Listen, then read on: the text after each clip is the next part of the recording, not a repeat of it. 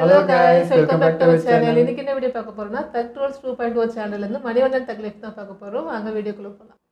Supreme கோர்ட்டே வந்தாலும் உன்னை ஒண்ணும் பண்ண முடியாதுடா. இதை இப்படியே மெயின்டைன் பண்ணு. 6 மாசத்துலயே குழந்தை வளர்ந்துச்சா? கரெக்ட். என்ன கரெக்டுங்கிறீங்க? சார் இவங்க பொண்ணு பார்க்க வந்தனைக்கு நான் கரெக்டா சொல்லிட்டேன். என்ன சொன்னீங்க? சார் பொண்ணோட வயசு என்னன்னு கேட்டாங்க. சரி. 18 வயசு 4 மாசம் சொன்னேன்.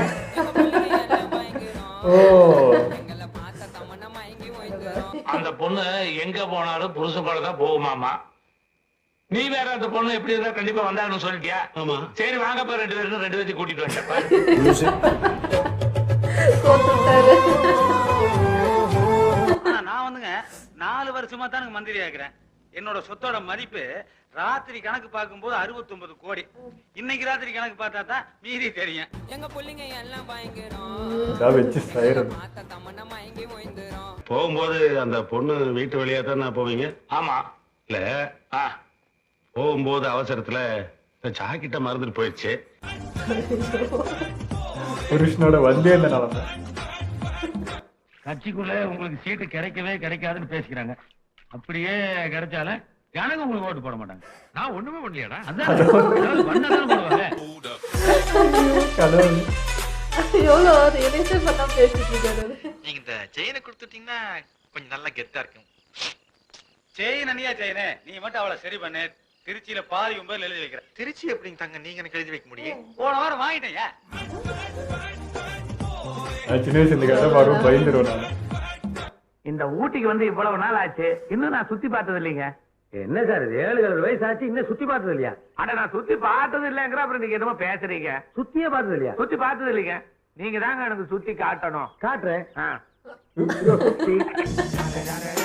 இதெல்லாம் அப்பவே நான் கூட அவரை சுத்தி விடுவாருன்னு நினைச்சேன்.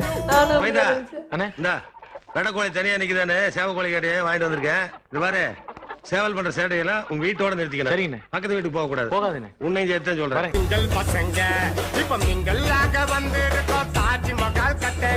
நான் சொந்தமா ஒரு ரயில் வாங்க கூடாதா?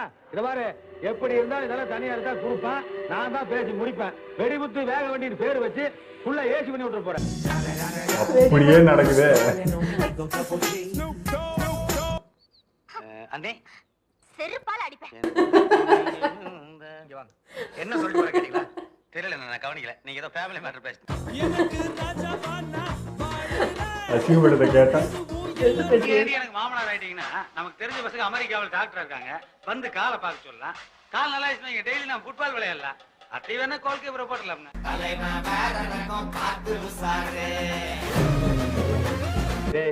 பொழைக்கிறதுக்கு ஒரு வழிகாட்டுன்னு சொன்னேன். அன்னைக்கு நீ ஒரு சீட் எடுத்து கொடுத்த. ஒரு முகமூடி கொள்ளைக்காரன் வந்தான். இன்னைக்கு நான் எம்எல்ஏ ஆயிட்டேன். எவ்வளோ ஓப்பனா ராசி பலன் சொல்லியா? கொஞ்சம் வேலையா இருந்தேன். நாளைக்கு காலையில் சொல்லணுமா? ஆட நீங்களே சொல்லிங்க. ஆமா, சிம்மராசிக்கு சொன்னதை விருச்சிகத்தில் போட்டுருங்க. அதேதான் சொன்னதை கன்னிராசியில் போட்டுருங்க. டெய்லி கேலண்டர் பிடிக்கும்போது இப்படிதான் இருக்கும். மாத்தி மாத்தி இருக்கும். அவ்வளவுதான். நீங்க வர வர சட்டசபைக்கு வரதுல வெளியே தப்பா பேசிக்கிறாங்க. ஏண்டா சட்டசபை கேண்டீன்ல முந்தி மாதிரி மசால் வடை மொறுமொருன்னு இருக்கா? ஐயா வெது வெதுதான் இருக்கு. அப்புறம் அங்க போய் நாம என்ன கிளிக்க போறான்?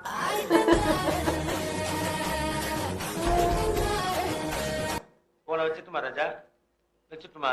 ஐயோ, வைக்கிறக்கே மனசு வர மாட்டேங்குதுமா. உங்களோட பேசுனா பேசிட்டே சாணியா.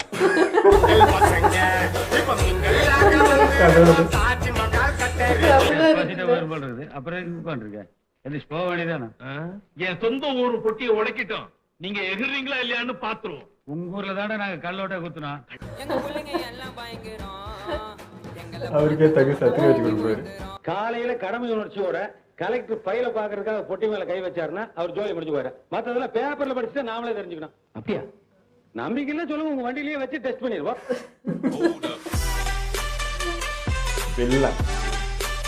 லீடிங் ஜாஸ்தி, அதுக்காக ஏன் ஆள் மலையா கை போடுற? அது கையாட்டினா மேல தொட மேல முட்டிருச்சு. கை எடுக்கணுமா? இருக்கட்டுமாமா.